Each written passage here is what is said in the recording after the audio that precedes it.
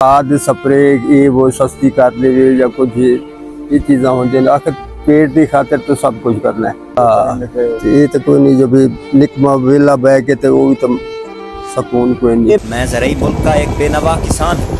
यहाँ सनतकारों, कपास मिल owner, sugar mill owner, ताजरों और आड़तियों सबकी आबादी, सबकी तंजीमें हैं, सबके प्रेशर ग्रुप्स हैं, सभी मुद्दों को अपने मुतालबों के सामने घुटने टेकने पर मजबूर कर देती हैं। सबकी लाबियाँ हैं, सब ने माफियाज बना रहे। कोई उनकी तरफ उंगली भी उठाए तो वो आसमान पर सर उठा ले, मगर मैं वाहिद हूँ इसकी ना कोई सुनता है ना कोई मानता है। हर कोई मुझे दबाता चला जाता है, मेरे उगाए हुए अनाज खाता है, मगर मुझे मेरा हक नहीं। जब ये मुल्क बना तो मैं सबसे ज्यादा अक्सरियत में था। मेरी असम्बलियों में भारी अक्सरियत थी और मेरी कदर भी बहुत ज्यादा थी। इस मुल्क के किसी आड़ती और किसी सूदखोर को इजाजत नहीं थी कि वो मुझसे मेरी जायदाद छीन सके और या अपनी जो है मेरी जायदाद उसमें वो अपना हक जता सके। लेकिन आज क्या हुआ है कि जो शहर में रहने वाले लोग हैं उनको हर सहूलत से जो है आशना किया जा रहा है, उनको हर सहूलत दी जा रही है। स्कूल उनको दिए जा रहे हैं, कॉलेजेस उनको दिए जा रहे हैं और सबसे बढ़कर अस्पताल उनको दिए जा रहे हैं। तो मैं जो किसान जिसकी उस वक्त ज्यादा अक्सरियत थी, जिसकी उस वक्त ज्यादा डिमांड थी और लेकिन मैं अभी भी वहीं का वहीं खड़ा हूँ और मेरी अभी भी कोई कदर नहीं। मुझे वैसे ही दबाया जाता है, मेरा वैसे ही गला घूंटा जाता है। मैंने फसल उगानी हो तो बीज लेने के लिए मुझे ये नहीं पता चलता कि बीज जो है असल है या जाली बीज है। मैंने खाद लेनी हो तो लाइनों में लगना पड़ता है और हुकूमत की तरफ से मुझे कार्ड दिया जाता है कि आप ये कार्ड दिखाकर खाद ले सकते हैं, लेकिन उस एक कार्ड पे मुझे एक तोड़ा दिया जाता है। खेतों में काम करता हूँ, शहर के जो बच्चे हैं वो खाना खा कर सोते हैं, लेकिन मेरे बच्चे भूख से बिलबिला कर सोते हैं। तो क्या होता है कि जब मैं बीज लेने जाता हूँ तो मुझे ये नहीं पता चलता कि ये बीज असल है या जाली बीज है। जब मैं खाद लेने जाता हूँ तो मुझे कतारों में लगना पड़ता है। अच्छा चाचा जी, तुसी पानी लेंदे वदे है ए फसल अगली हुई पई हुई है, मतलब कि भाई कणक ਤੁਹਾਡੇ ਕੋਲ अगली तो लेंदे नहीं पै, तुसी क्यों पानी लेंदे वदे, अगली फसल क्यों बीजो? बस कोई ये सोचे जो शायद हुकूमत को तरसा बने भी कोई शायद महंगाई कर दे अगली फसल।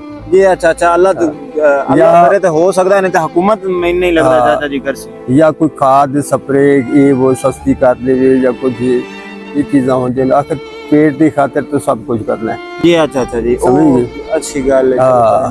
ये तो कोई नहीं जो भी निकमा वेला बह के तो वो भी तो सुकून कोई नहीं। ये मैं सुने चाचा जी थे यूनिवर्सिटी में ना ठेका बहुत ज्यादा है। हाँ जी, 1,80,000 तो 1,82,000 ते ए चाचा जी जेड़ा ना इथे औसत कितनी हुई है इस दफा? 30 मन। 30 मन? हाँ 30 मन चाचा जी बहुत ज्यादा कम है, बहुत कम है, बहुत कम है। वो तो मतलब पूरा ही नहीं होता। ते कणक खाजा वेची कोई नहीं होनी तुसी घरे पई है ना? ए चाचा जी बड़ी गलत गल है। चलो कोई नहीं चाचा जी मेहनत करो। ते अच्छा हुन अगली फसल केड़ी तुसी कड्डो? चाचा जी और पानी लेंदे वदे आने कई लई वदे आने ते मक्की लेंदे। हां ते मक्की दे वेरी फिर हुकूमत ने इनकार दिता भाई जेड़ा ना पाकिस्तान दी मक्की नहीं, हुकूमत को देना कोई नहीं, डांगरियां नु देना है का पट्टे पर आ गए। अच्छा यानी कि वो डाल ते देसो सकी ताजी। चलो सही है, कोई नहीं चाचा जी मेहनत करना। तो यार असल गल है ना कि असि जेड़े किसान आ, मैं खुद भी किसान दा ही पोतरा, ते असि एहतजाज भी नहीं कर सकते क्योंकि एहतजाज करिए तो सानू मारिया जांदा है, कुटिया जांदा है। मेहनत करनी होंदी है सारे ते किसान में बड़ी बैड़ी नजर नाल वेख्या जांदा है कि बड़ा है तो गरीब है, तो ये तो वो है। तुसी वेख लो असि आप ही तो जाने हैं, घर काम करते हैं, लेकिन हालत कोई नहीं भाई। हुण अगली गल भी नहीं रह गई, किसान ही सोचता है कि जमीन बेच के शहर घर ले लवां, इत्थे रहण दा फायदा कोई नहीं। चलो कोई नहीं चाचा जी मेहनत करो ते अल्लाह तौफीक देवे तो हो सकता, नहीं तो काम और पीछे कोई नहीं रहेगा ना जी, बस अल्लाह ही अल्लाह। हमेशा से इल्जाम लगाया जाता रहा है कि असम्बलियों में मेरी ताकतवर लाबी है। ये अब सिर्फ मफरूजा है, इसमें जरा बराबर हकीकत नहीं। तीनों बड़ी पार्टियों के सरबराह का जरिया आमदन ज़राअत नहीं तो वो ज़राअत की हिमायत क्यों करेंगे? क्या आज तक कोई ढंग का वज़ीर ज़राअत बना है? खुदाबख्श चचा के बाद किसी को ज़राअत की अलिफ बे से वाकफियत नहीं। अगर कोई इंसान वज़ीर बन भी जाए तो उसे जदीद ज़राअत और हुकूमत से डीलिंग का ढंग नहीं आता। मुतहिदा पंजाब में 1947 से पहले एक सर छोटू राम हुआ करता था जो किसानों के हक में असम्बली में आवाज़ बुलंद करता था, लेकिन अफसोस है आज इस मुल्क के अवाम पर आज इस मुल्क के हुक्मरानों पर कि इतनी अवाम में से, इतने हुक्मरानों में से कोई एक भी सर छोटू नहीं जो असेंबली में क्या, एक अपने इलाके में ही जाकर जो है किसानों के लिए आवाज बुलंद कर। मेरे साथ तो 75 साल में जो हुआ सो हुआ, लेकिन मुल्क के साथ खुदारा ऐसा ना कर। ये ज़रई मुल्क है, हमारा मुल्क है ही एक ज़रई मुल्क, तो क्यों इस मुल्क की आवाम के साथ ऐसा कर रहे हैं? क्यों हम जैसे किसानों के साथ आप ऐसा कर रहे हैं? हमें तो एहतजाज करने का भी मौका नहीं दिया जाता। अब अगर हम जाएं कहीं भी तो जो है हम पर लाठीचार्ज किया जाता है, हमें मारा जाता है, हमें पीटा जाता है और उल्टा हम पर भी इल्ज़ाम लगाए जाते हैं। आपने एहतजाज क्यों किया? तो नाजरीन, इस वक्त हम मौजूद हैं पंजाब यूनिवर्सिटी में। तो यहाँ एक किसान है जो हमारे साथ इस वक्त मौजूद है और उन्होंने फसल उगाई हुई थी, तो हम उनसे पूछेंगे जो उन्होंने फसल उगाई और उनका जो खर्चा हुआ, जो भी उन्होंने इसके अंदर काम किया, इन्वेस्टमेंट की। तो अस्सलाम वालेकुम जी। वालेकुम अस्सलाम। क्या नाम है जी आपका सर? मेरा नाम राय अली। तो सर, आपने ये जो फसलें उगाई, देख सकते हैं कि आप गंदम भी पड़ी हुई है, तो क्या आपका ओवरऑल गवर्नमेंट ने क्या रेट लगाया है और आपने क्यों अभी तक सेल नहीं की और कितना खर्चा आया ठेके पे, और ये सारा आप बता दें। पहली बात तो ये है कि यहाँ का जो ठेका है वो काफी ज्यादा है और रकबा कम है। पर जो ज़राई इलाके हैं वहां पर 272 फुट का मरला होता है और वो 8 कनाल का जो है वो जाके बनता है एकड़। यहाँ पर 225 का है। ये भी किसान के साथ एक बहुत बड़ी ज्यादती है। ठेका उसी रेट से लेते हैं मगर जमीन कम है, तकरीबन 1.5 कनाल जमीन कम है, जाहिर वो एवरेज भी कम होगी। यहाँ पर ठेका जो हमने पे किया वो 1,70,000 रुपये, और जो गंदम पे खर्चा है वो उस वक्त गवर्नमेंट ने कुछ नहीं किया।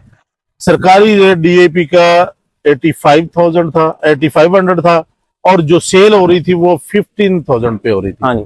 तो तकरीबन डबल रेट पे हो रही थी। उस वक्त गवर्नमेंट के तमाम ऑफिसर सोए हुए थे। जो एसीओ का काम है वो उन्होंने नहीं किया, प्राइस कंट्रोल नहीं की। यूरिया का रेट 2400 रुपए है और सेल हो रही है 5,000 में, सारी दुनिया ले रही है, ब्लैक में मिल रही है। देखिए, जब एक चीज का रेट आप डबल देंगे तो जाहिर है वो खर्चा भी डबल हो जाएगा ना। तो इस गन्नम पे खर्चे लोगों के बहुत ज्यादा हुए हैं। अब गवर्नमेंट उसको खरीद नहीं रही। 39 रुपए गवर्नमेंट ने अगर रेट रखा है तो वो किसानों को बोरियां नहीं दे रही, उनके पास पैसे नहीं है। सरकारी इश्तिहार टीवियों को दे रहे हैं, वो चल रहे हैं। आप देखें, कल से परसों से वजीर इत्तलात जो वफाकी हैं तरड़ साहब, उन्होंने 9 मई के हवाले से इतने ऐड टीवी चैनल को दे दिए, मगर किसानों को देने के लिए इनके पास पैसा नहीं है। किसान किसका रह गया है? मैं ये बताना चाहता हूं कि किसान जो है वो इस किसी भी मुल्क की रीढ़ की हड्डी होता है। किसान अगर आप बंद कर दीजिए तो मुल्क नहीं चल सकता। सबसे ज्यादा रेवेन्यू किसान की वजह से होता है। तो किसान को इन्होंने बिल्कुल किनारे पे लगा दिया है। किसान इस वक्त इस हालत पे है कि कुछ लोगों ने तो गंदम जला दी थी, इस वजह से एहतजाजन जला दी थी कि इसका खर्चा ही नहीं पूरा हो रहा। ये 3900 इन्होंने जो रेट रखा है, इस पे भी किसान का खर्चा निकलता नहीं निकलता, क्योंकि एवरेज जो आती है गंदम की वो 40 से लेकर 50 के दरमियान में, कुछ इलाकों में तो 30 से 40 के दरमियान में आई है।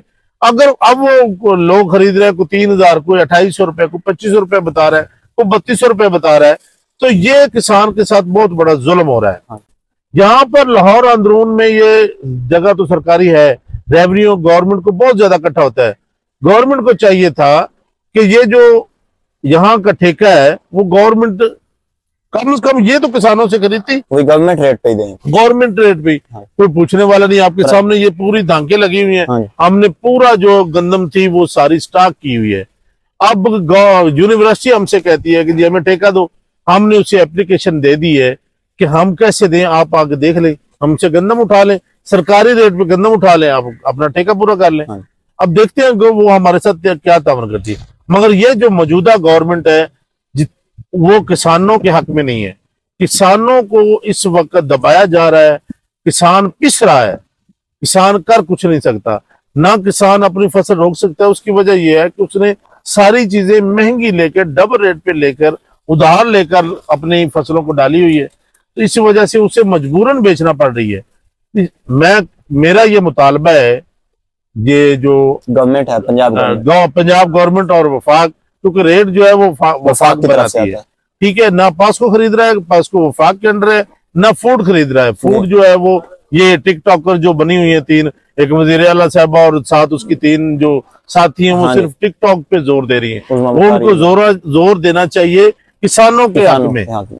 तो सर देखिए, एक पंजाब गवर्नमेंट की जानिब से किसान कार्ड जारी किया गया था, तो उसका क्या, उस पे आपको कुछ खाद वगैरह मिली अभी? अभी तक कोई किसान कार्ड जारी नहीं किया गया, सिर्फ और सिर्फ टिकटॉक की हद तक है, किसी को कोई रिलीफ नहीं अभी तक मिला। इन्होंने जो कहा था कि हम सोलर सिस्टम लगवा कर दे रहे हैं किसानों को, वो भी सब झूठ है, कोई अभी तक किसी को नहीं मिला। इन्होंने जो ऐलान किया था कि जी हम लेजर वगैरह दे रहे हैं, वो भी नहीं अभी मिले। ये इस मौजूदा गवर्नमेंट ने अभी तक किसानों को कुछ नहीं दिया। मतलब सिर्फ एक ऐड चलता है, ऐड के बाद सब एंड हो जाता है। सिर्फ और सिर्फ अपने आप को उन्होंने सोशल मीडिया पर, इलेक्ट्रॉनिक मीडिया पर, प्रिंट मीडिया पर इन रहने के लिए खाली बयान दिए जा रहे हैं। अभी तक आप पूरा सर्वे करके देख ले, कहीं पे भी आपको कोई किसान ये नहीं बता सकता कि मैंने ये चीज इनसे ली है या मुझे ये चीज मिली है।